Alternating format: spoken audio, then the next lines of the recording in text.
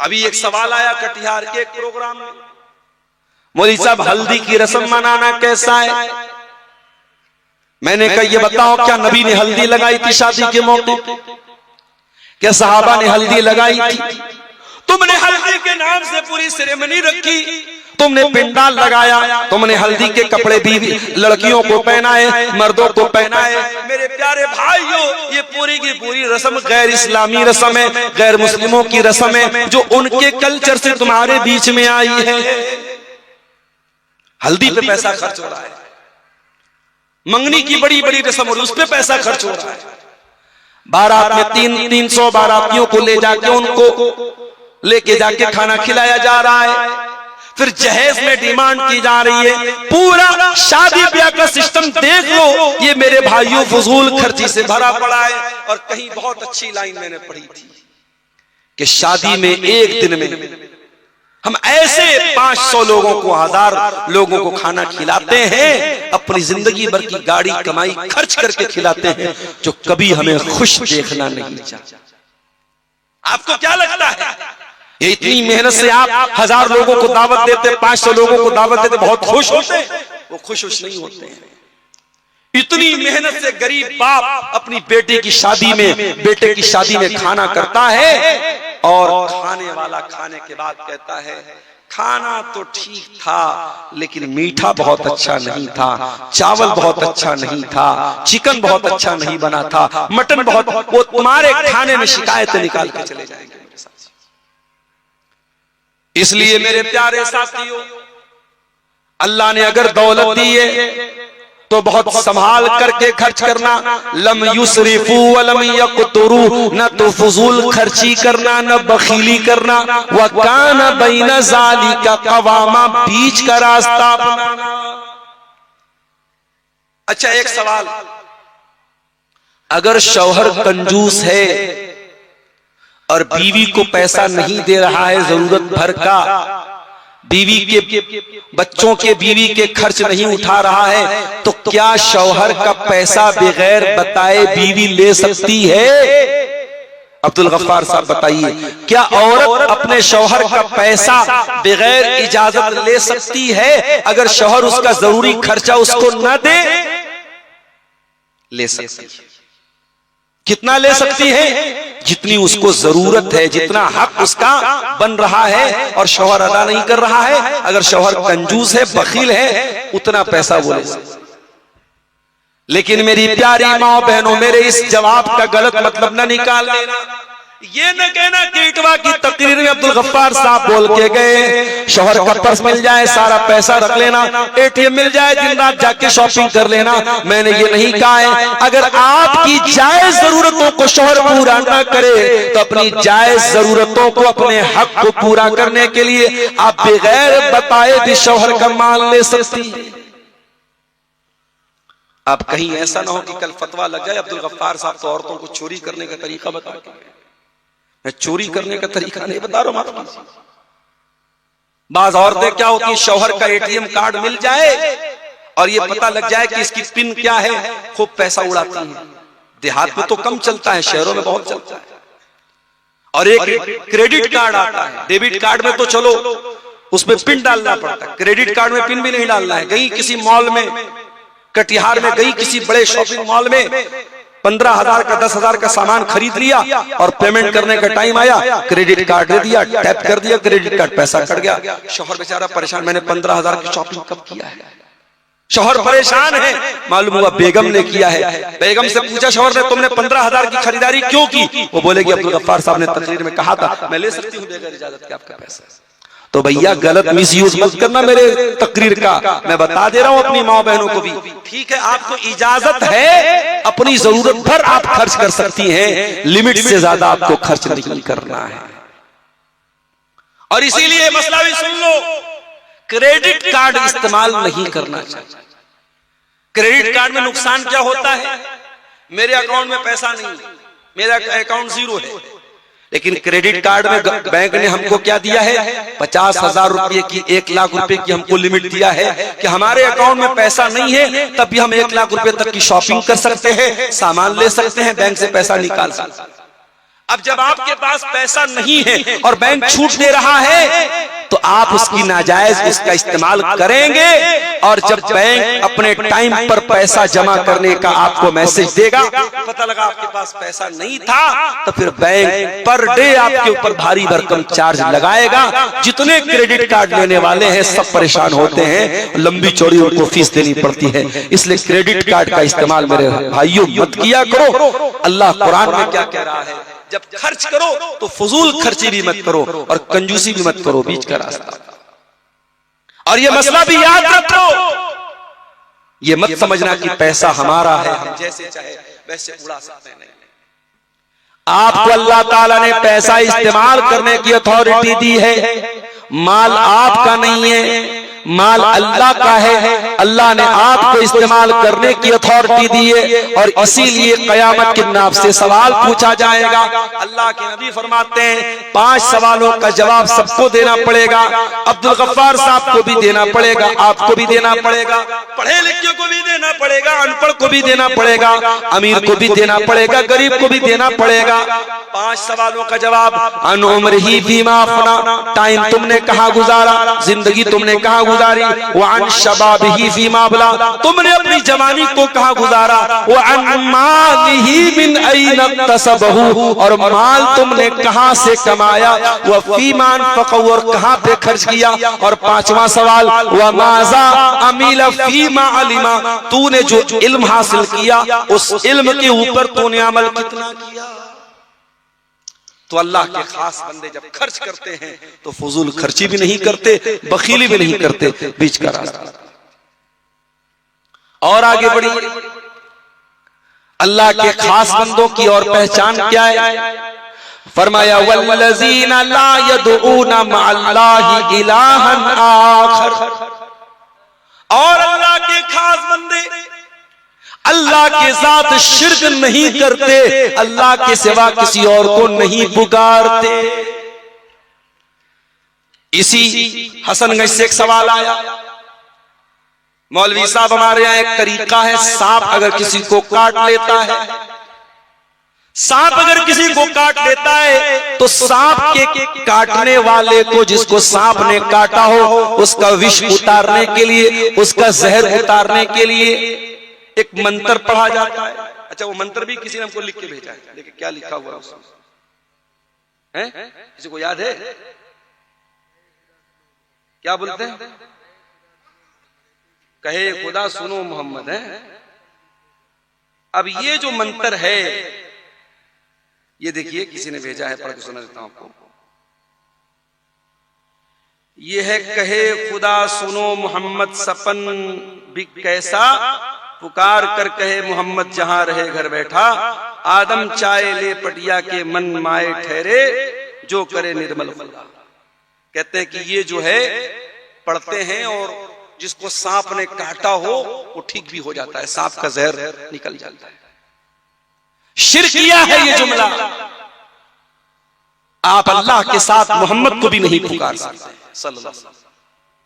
इस्लाम ने नहीं सिखाया है, इस्लाम ने इजाजत नहीं दी है। अब आप कहेंगे मौलाना साहब अगर इस्लाम ने इजाजत नहीं दी है और ये मंत्र शिर्किया है, ये जुमला शिर्किया है, तो कैसे विष कैसे उतर जाता है, जहर कैसे उतर जाता है? मैं जवाब देता हूं। हो सकता है जिस सांप ने आपके भाई को काटा है, बच्चे को काटा है, वो सांप असल में जिन्नात में से हो। जिन्नात की शक्ल, जिन्नात सांप की शक्ल में भी आते हैं।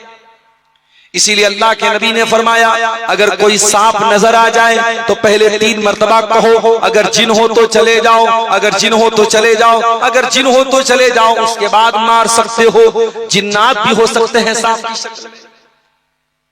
हो सकता है ये कोई शैतानी जिन हो जिसने आपके भाई को काटा है। और जब आपने ये मंत्र पढ़ा, कहे खुदा मोहम्मद, जो आपने ये पढ़ा, शिरकिया जुमला पढ़ा, तो शैतान ने फौरन अपना जहर बाहर निकाल दिया, ताकि आपका अकीदा पक्का हो जाए कि ये पढ़ने से शैतान, वो सांप का जहर निकल जाए। याद रखो मेरे भाइयों, इंसान मर जाए मगर तौहीद से समझौता न करे। कोई शिरकिया जुमला पढ़ने की इजाजत नहीं है। अगर किसी को सांप ने काटा है, किसी पर जादू का मामला है, किसी पर जो है जिन्नात का मामला है, आप सूरह फलक पढ़िए, सूरह नास पढ़िए, आयतल कुर्सी पढ़िए, आप कुरान की आयतों के जरिए इलाज कीजिए। अभी आज मैं सिमरिया के इलाके में गया था और एक साहब ने उनके घर में उनकी बहन को कुछ मसला था और वो बेचारी मदरसे में पढ़ने जा रही थी, डर जा रही थी। मैंने उनको कुरान की आयत पढ़ के दम किया। मेरे भाइयों, आप कुरान की आयतों के जरिए इलाज कीजिए, कुरान में शिफा है। लेकिन इस तरीके के शिरकिया चीजों में आज अहले हदीसों के घरों में भी अगर किसी लड़की को कोई मसला आता है, लोग उसको क्या करते हैं, किसी ओझा को बुला लेते हैं, किसी शिर्क करने वाले को बुला लेते हैं और वो शिर्क करने वाला, वो पत्थरों के आगे सजदा करने वाला, वो मज़ारों और कब्रों के आगे सजदा करने वाला, उसको बुला करके अपनी बहन बेटी का इलाज उससे करवाते हैं। और वो इलाज क्या करता है, वो शिरकिया चीजें पढ़ता है, वो शिरकिया हरकतें करता है। रहमान के बंदे शिर्क नहीं करते। मेरे प्यारे साथियों, अपनी तौहीद की हिफाजत कीजिए। वल्लज़ीना ला यदऊना मअल्लाहि इलाहन आखर, रहमान के बंदे अल्लाह के साथ किसी को शरीक नहीं करते, शिर्क नहीं करते। और अगर अपने आप को अहले हदीस कहते हो तो कान खोल के सुन लो। अहले हदीस की पहचान यही होनी चाहिए, मर जाओ कट जाओ, ला तुशरिक बिल्लाह। अल्लाह के नबी ने हजरत मुआज ने जबल से कहा था, ऐ मुआज, अल्लाह के साथ कभी शिर्क मत करना। व इन कुतिलता, तुम्हें कत्ल कर दिया जाए, तुम्हें टुकड़े टुकड़े कर दिया जाए, औ हुर्रिकता, तुम्हें जला करके खाक कर दिया जाए, ऐ मुआज, तुम कभी अल्लाह के साथ शिर्क मत करना, शिर्क मत करना। अल्लाह का दर्जा किसी और को मत देना। बीमार हो जाओ, डॉक्टर के पास दवा ले सकते हो, इलाज कर सकते हो, मगर अकीदा यही रखना शिफा अल्लाह देता है। परेशान हो जाओ, अल्लाह के आगे दुखड़ा रोया करो, अल्लाह के अलावा किसी और को मुश्किल कुशा न समझना, किसी और को गरीब नवाज न समझना, किसी और को बिगड़ी बनाने वाला मत समझना। आजकल तावीज का भी बड़ा मामला चल रहा है। बच्चा बीमार हो गया, तावीज पहना दिया। कभी आपने देखा है तावीज में क्या होता है? कभी मौका मिले कोई तावीज काट के देखिए उसके अंदर क्या लिखा रहता है। तावीज के अंदर भी शिरकिया चीजें लिखी रहती है। और 2 मिनट के लिए मान लो कि तावीज के अंदर अगर कुरान की आयतें भी लिखी हैं तो कुरान की आयतों वाला तावीज भी इस्तेमाल करना जायज नहीं है। मैं बीमार हूं, डॉक्टर के पास जाता हूं, डॉक्टर साहब मुझे बहुत तेज बुखार है, डॉक्टर ने पैरासीटामोल दिया, डॉक्टर ने एमॉक्सिसिलिन दिया, डॉक्टर ने एजिथ्रोमाइसिन दिया, एंटीबायोटिक दिया, बुखार की दवा दिया। डॉक्टर ने कहा जाओ सुबह शाम खा लेना। मैं घर आया और मैंने एंटीबायोटिक और बुखार की टैबलेट को एक पुड़िया में रखा और पुड़िया में रख के गले में लटका लिया। मुझे कभी आराम नहीं मिलेगा।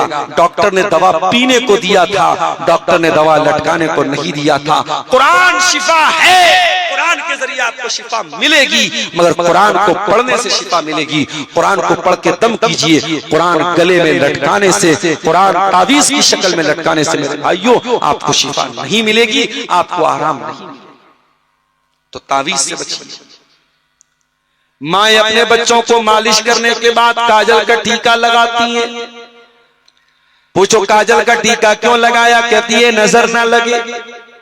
तुझे किसने बताया कि बच्चे को टीका लगाने से नजर नहीं लगती? ये तुझे किसने बताया? ये तेरे समाज में मशहूर कर दिया गया। बच्चे को काजल का टीका अगर इस नीयत से लगा रहे हो तो ये भी तौहीद के खिलाफ है। नजर लगती है तो अल्लाह के हुक्म से लगती है और नजर दूर होती है तो अल्लाह के हुक्म से दूर होती है। आप बाइक से जा रहे हैं, बिल्ली ने रास्ता काट दिया, कार से जा रहे हैं, बिल्ली ने रास्ता काट दिया, ड्राइवर ने ब्रेक मार दिया, साहब बिल्ली ने रास्ता काट दिया। क्या आपका अकीदा इतना कमजोर है कि एक जानवर के रास्ता काट देने से आपने ब्रेक मार दिया? क्या आप ये समझते हैं कि जानवर के गुजर जाने से आपका सफर मनहूस हो जाएगा? अगर ये अकीदा कोई रखता है तो अपने अकीदे की इस्लाह कर ले। ये भी तौहीद के खिलाफ है, ये भी शिर्क तक लेके जाने वाली चीज है। अल्लाह के नेक बंदे शिर्क नहीं करते, रहमान के खास बंदे शिर्क नहीं करते। वला यक़्तुलून नफ्सल्लती हर्रमल्लाह, और अल्लाह के खास बंदे किसी निर्दोष की हत्या नहीं करते, किसी इनोसेंट का मर्डर नहीं करते, किसी बेकसूर को कत्ल नहीं करते। अगर लाल किला के पास जो विस्फोट हुआ था, उस विस्फोट में अगर वाकई में अभी जांच एजेंसियां काम कर रही हैं, मैं अपनी जांच एजेंसियों की जांच पर कोई सवाल नहीं उठाना चाहता हूं, लेकिन मान लो कि अगर वो जो डॉक्टर पकड़े गए, अगर वाकई में उन डॉक्टरों ने ये काम किया है और अपने आप को इस्लाम का मुजाहिद समझकर और इस्लाम का खादिम समझ के काम किया है, तो कान खोल को सुन लो, आप भी सुन लीजिए, मीडिया वाले भी सुन लें। इस्लाम का उनसे कोई संबंध नहीं है। इस्लाम कतई इस बात की इजाजत नहीं देता है कि कोई आम आदमी किसी की हत्या करे। और डॉक्टर तो कभी हत्या नहीं करने वाला होना चाहिए। डॉक्टर तो जान बचाने वाला होता है। अगर डॉक्टर के भेष में कोई आतंकवादी है और ये प्रूफ हो जाता है, ये साबित हो जाता है कि कोई डॉक्टर था और फिर भी उसने आतंकवाद किया था और निर्दोषों की हत्या की थी, तो मैं डिमांड करता हूं भारत सरकार से, मैं गुजारिश करता हूं अपनी जांच एजेंसियों से कि आप तहकीकात कीजिए, आप पता लगाइए और वाकई में अगर किसी डॉक्टर ने इस तरीके की आतंकवादी गतिविधियों में हिस्सा लिया है, उसको कड़ी से कड़ी सजा दीजिए, ताकि आने वाली नस्लें याद रखें कि डॉक्टर का काम जान बचाना होता है, जान लेना नहीं होता है। इस्लाम जान बचाने की तालीम देता है, जान लेने की तालीम नहीं देता है। एक इंसान की भी अगर आप जान लेंगे, पूरी मानवता के हत्यारे आ जाएंगे। मन कतल नफ्सन बिगैर नफ्सिन औ फसादिन फिल अर्दि फकअन्नमा कतल अन्नास जमीआ, जिसने एक इंसान की हत्या की उसने पूरी इंसानियत की हत्या की। वमन अहयाहा फकअन्नमा अहया अन्नास जमीआ, और जिसने एक इंसान की जान बचा ली उसने पूरी मानवता को बचा लिया। कुरान कहता है मेरे खास बंदे, अल्लाह कहता है मेरे खास बंदे, वला यक़तुलून नफ्सल्लती हर्रमल्लाहु इल्ला बिल हक़्क़ि, मेरे खास बंदे किसी निर्दोष की हत्या नहीं करते। हाँ, जिसको कत्ल करने की अल्लाह ने इजाजत दी है, मिसाल के तौर पे अगर शादीशुदा मर्द ज़िना करे, शादीशुदा औरत ज़िना करे, उसको कत्ल किया जाएगा। अगर कोई किसी को कत्ल करे, कातिल को कत्ल किया जाएगा। जिसकी सजाए मौत है उसका मसला अलग है, वरना किसी निर्दोष की हत्या करने की इजाजत इस्लाम नहीं देता है। और क्या करते हैं, वला यज़नून, और अल्लाह के खास बंदे जिना नहीं करते। वो भी मर्द होते, वो भी औरतें होती हैं, उनके अंदर भी इच्छाएं होती हैं, डिजायर्स होती हैं, ख्वाहिशात होती हैं, मगर वो कभी जिना नहीं करते। लड़का जवान हो जाए, लड़की जवान हो जाए, इस्लाम ने निकाह का हुक्म दिया है, वो निकाह करके अपनी इच्छाओं को पूरा करते हैं, अपनी ख्वाहिशात को पूरा करते हैं, वो नाजायज रास्ता नहीं अपनाते हैं। और मैं अपनी बहनों से एक बात कहना चाहता हूं, बड़ा नाजुक दौर है, बहुत होशियार रहना। प्यार और मोहब्बत के नाम पे तुम्हारे शरीर के साथ खेलने वाले हजारों मिलेंगे, तुम्हारी इज्जत आबरू को नोचने वाले भेड़िए हजारों मिलेंगे। ऐ मेरी इस्लामी बहनों, अपनी आबरू की हिफाजत करना, अपनी शर्मगाह की हिफाजत करना। जो रात दिन तुमको आई लव यू का मैसेज भेज रहा है, जो स्नैपचैट में मोहब्बत का इजहार कर रहा है, जो इंस्टाग्राम पर प्यार और मोहब्बत भरे मैसेज भेज रहा है, जो व्हाट्सएप पर तुमको प्यार और मोहब्बत के गाने भेज रहा है, उससे कहना अगर तू वाकई में मुझसे प्यार करता है, तुझे मैसेज भेजने की जरूरत नहीं है, तुझे वीडियो भेजने की जरूरत नहीं है, तुझे बार बार मुझे मैसेज करने की जरूरत नहीं है। मैं एक औरत हूं और मुसलमान औरत हूं, और मुसलमान औरत अपनी मर्जी की मालिक नहीं है। अगर तू वाकई में मुझसे मोहब्बत करता है, मेरे वालिद से बात कर, मेरे बाप से बात कर, बाप अगर नहीं है तो भाई से, जो भी गार्जियन है लड़की का, शौहर की हैसियत से उससे बात करो और रिश्ता भेजो और निकाह करो और बीवी बना करके मुझे जिंदगी भर का लाइफ पार्टनर बनाओ, मुझे शरीक हयात बनाओ, मुझे जन्नत में लेके अपने साथ जाओ, मुझसे जिना करके मुझे जहन्नम के रास्ते पे मत लेके जाओ।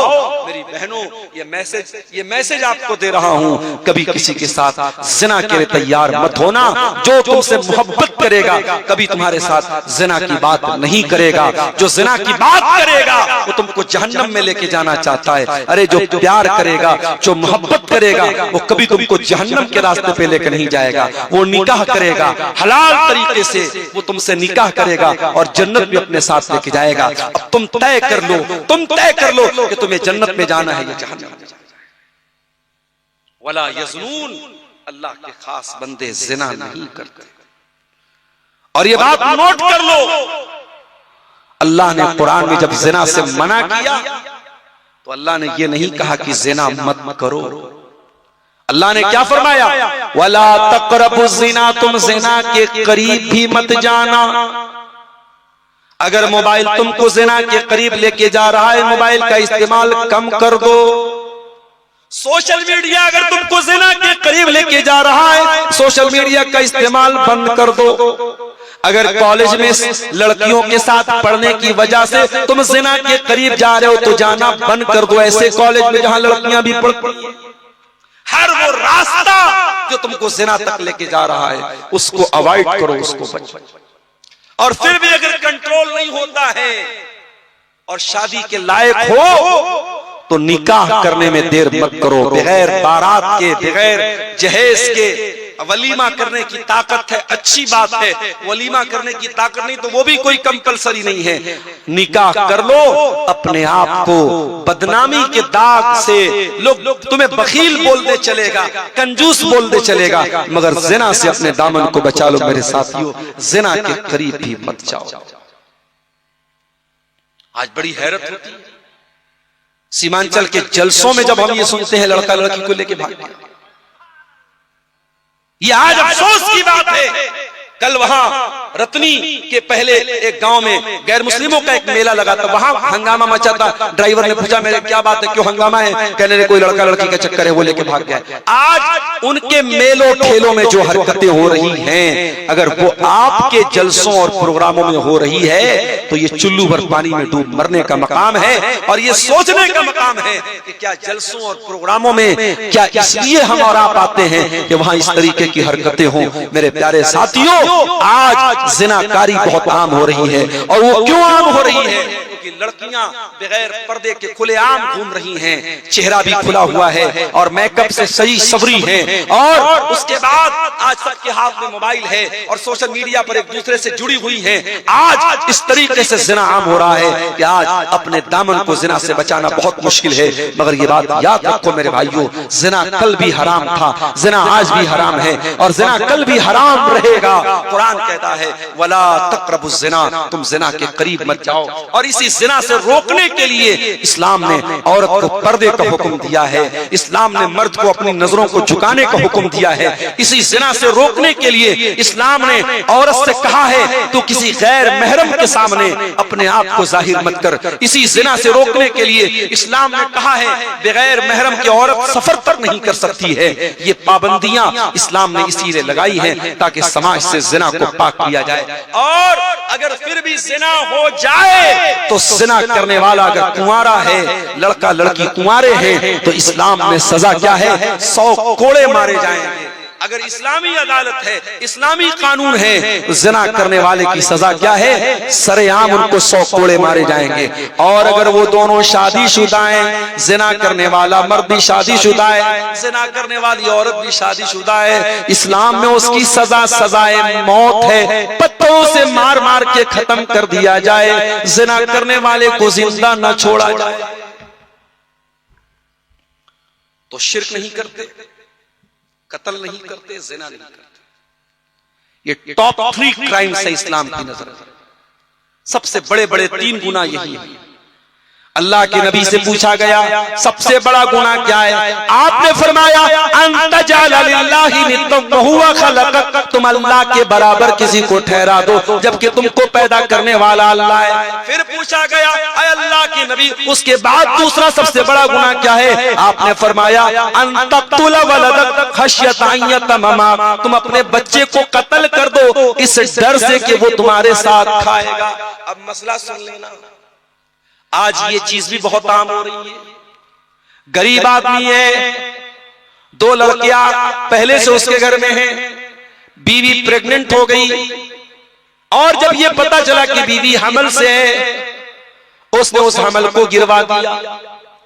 दवा के जरिए, टैबलेट के जरिए मां के पेट में जो बच्चा हमल ठहर चुका था उसको गिरवा दिया। मेरे भाइयों, ये हराम है, हराम है, हराम है। हाँ, अगर हमल के ठहरने के पहले कोई ऐसा तरीका अपनाया जाए कि हमल न ठहरे, और वो भी उस सूरत में जबकि कोई मजबूरी हो। मिसाल के तौर पे 2 बच्चे हैं और अभी बच्चे बहुत छोटे हैं, अगर एक और प्रेगनेंसी आ जाती है, एक और बच्चा आ जाता है, उन दोनों बच्चों की परवरिश में, उनको दूध पिलाने में बहुत मसला आ जाएगा, उनको पालने पोसने में बहुत मसला आ जाएगा। 2 बच्चों के बीच में गैपिंग रखने के लिए अगर इंसान ऐसे तरीके अपनाता है, जो आज के दौर में बहुत सारे तरीके राइज हैं, ऐसे तरीके अपनाता है जिसमें प्रेगनेंसी के पहले और हमल के पहले वो तरीके अपनाए जाते हैं ताकि वो औरत गर्भवती ना हो, तो वो तरीका अपनाया जा सकता है। लेकिन अगर हमल ठहर चुका है और उस हमल को गिराया जा रहा है तो एक ही सूरत में गिराने की इजाजत है। अगर हमल ठहर गया है और डॉक्टर का ये कहना है अगर ये औरत प्रेग्नेंट हो गई, इसकी जान को खतरा है, ये बहुत कमजोर है, ये बहुत बीमार है, अगर इसने बच्चे को जन्म दिया तो इसकी जान को खतरा है। जब औरत की जान को खतरा हो जाए उस सूरत में, चूंकि इस्लाम का ये कहना है कि अगर 2 चीजें, अगर 2 खतरनाक चीजें जमा हो जाएं, 2 खतरनाक चीजें इकट्ठा हो जाएं, तो जिसमें ज्यादा बड़ा खतरा है उसको छोड़ के जो कम खतरे वाली चीज उसको अपना लिया जाए। अगर मां के पेट में अगर बच्चा है और ये डर है अगर प्रेगनेंसी हुई और बच्चा पैदा हुआ, मां भी मर सकती है, बच्चा भी मर सकता है, इस कंडीशन में अभी वो बच्चा हमल की शक्ल में, उस सूरत में उस हमल को गिराया जा सकता है, लेकिन वो एक मजबूरी की शक्ल है। आम किसी शक्ल में हमल को गिराने की इजाजत नहीं है, हराम है, हराम है, हराम। ये भी औलाद का कत्ल है मेरे साथ, और आज धड़ल्ले से ये काम हो रहा है। अल्लाह के नबी ने फरमाया सबसे बड़ा गुनाह ये है कि तुम अपनी औलाद को कत्ल करो, ये सोच करके तुम्हारे साथ वो खाए।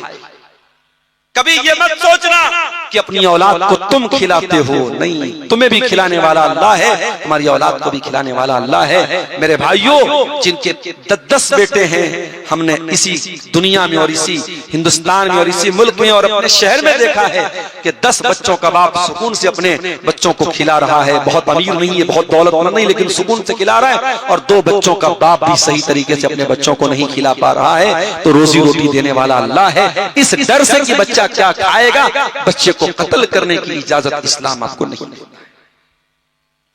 तीसरा सबसे बड़ा गुनाह क्या है? आपने फरमाया अंतोजानिया हलीलता जारी, अपने पड़ोसी की बीवी के साथ जिना करो। जिना करना तो ऐसे भी बहुत बड़ा गुनाह है, लेकिन पड़ोसी की बीवी का नाम आपने इसलिए लिया क्योंकि पड़ोसी पड़ोसी पर भरोसा करता है, पड़ोसी पड़ोसी पर विश्वास करता है। और अगर पड़ोसी के घर पे आपने इतनी गलत हरकत की तो आपने जिना भी किया और आपने पड़ोसी के साथ विश्वासघात भी किया है, आपने उसके भरोसे का कत्ल किया है। अल्लाह के नबी ने ये 3 बड़े बड़े गुनाहों को गिनाया और उसके बाद कुरान की यही आयत पढ़ी सूरह फुरकान की कि अल्लाह के नेक बंदे न तो शिर्क करते हैं, न कत्ल करते हैं, न ज़िना। चलिए अब आगे बढ़ते हैं। वमन यफ़अल ज़ालिका यल्क़ा असामा, अगर कोई ज़िना करेगा, अगर कोई कत्ल करेगा, अगर कोई शिर्क करेगा, बहुत बड़ी मुसीबत को उठाएगा। युज़ाफ़ लहुल अज़ाबु यौमल क़ियामा, क़यामत के दिन उसको डबल अज़ाब दिया जाएगा। व यख़लुद फ़ीही मुहाना, और वो जहन्नम में हमेशा हमेशा जलील होकर के रहेगा।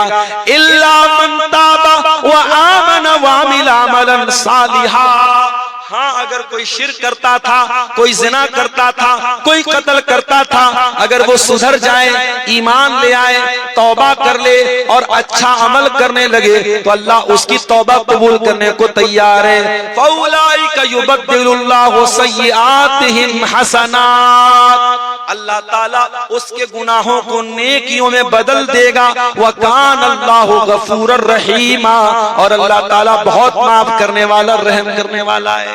हमारे यहाँ कहावत है, सुबह का भूला शाम को लौट जाए तो उसे भूला नहीं कहते। और अल्लाह का उसूल क्या है? सुबह का नहीं, कई साल का भी भूला अगर लौट के चला आए तो उसे भूला नहीं कहते। अल्लाह उसकी तौबा सुनने को तैयार है, अल्लाह उसको माफ करने को तैयार है। ये 3 महापाप अगर कोई करता है, शिर्क करता है, कत्ल करता है, ज़िना करता है, अगर वो भी सच्ची तौबा कर ले, अल्लाह उसको भी माफ करने को तैयार है। अच्छा, तौबा का मतलब क्या होता है? कोई बता सकता है? तौबा का लफ्जी मतलब क्या है? तौबा के माना क्या है? तौबा की मीनिंग क्या है? तौबा अर्थ है की अच्छा बोले है। किसी कोई जाग रहा है? भाई नहीं जाग रहा है? बोलो ना ना ना, नहीं नहीं नहीं, यू टर्न लेना, यू टर्न लेना। गाड़ी चलाते हैं आपने गाड़ी को अचानक आपको लगा कि गलत दिशा में चले गए, जाना था मनिहारी साइड, चले गए पूर्णिया साइड, तो वहीं से आप गाड़ी को घुमाते हैं, यू टर्न लेते हैं।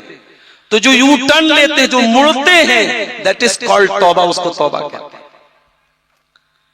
इसका मतलब यह हुआ कि जो गुनाह कर रहा है वो गलत लाइन पे चला गया था, गलत हाईवे पकड़ लिया था उसने, जाना पूर्णिया का निकल रहा था मनिहारी साइड, जा रहा था पूरब, वो जाने लगा था पश्चिम, वो तौबा कर ले, सही लाइन पर आ जाए। इसीलिए कुरान कहता है वमन ताबा व अमिला सालिहन फइन्नहु यतूबु इलल्लाहि मताबा। जो तौबा करता है वो अल्लाह ताला की तरफ वापस लौट के आता है। अल्लाह ने पैदा किया था सही डायरेक्शन पर, गुनाह करके डायरेक्शन भटक गया था, अब जब तौबा किया तो सही डायरेक्शन पर, सही रास्ते पर आ गया। उसके बाद अल्लाह कहता है मेरे नेक बंदे वल्लज़ीना ला यशहदून ज़ूर, किसी गलत काम में सम्मिलित नहीं होते।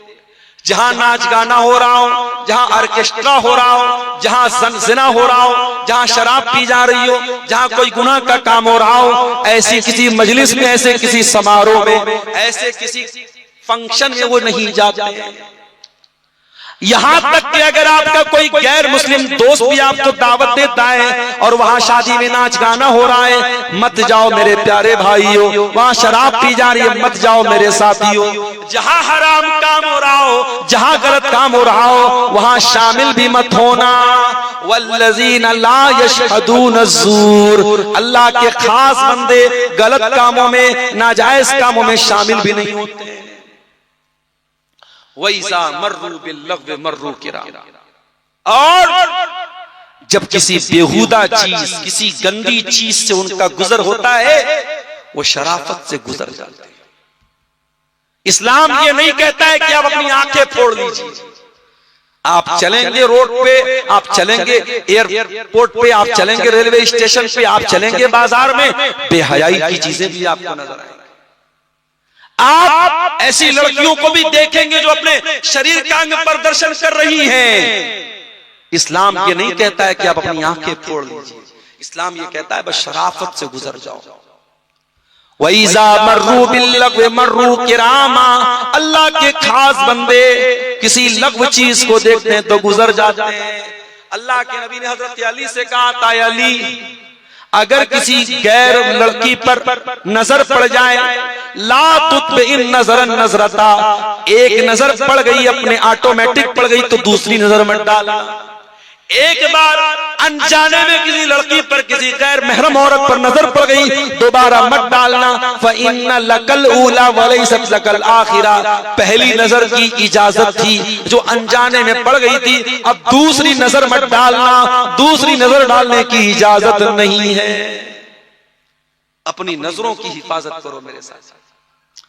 एक शायर बड़ी प्यारी बात कहता है सभी हम ही से कहते हैं निगाहें अपनी नीची रख, सभी हम ही से कहते हैं निगाहें अपनी नीची रख, कोई उनसे नहीं कहता न निकले यूं आया होकर।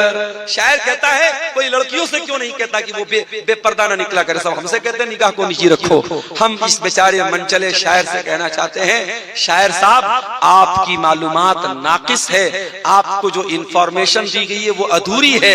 इस्लाम अगर आपसे कहता है कि अपनी निगाहों को नीची रख, तो उनसे भी कहता है कि वो बेपर्दा होके ना निकले, उनको भी इस्लाम ने हुक्म दिया है, आपको भी।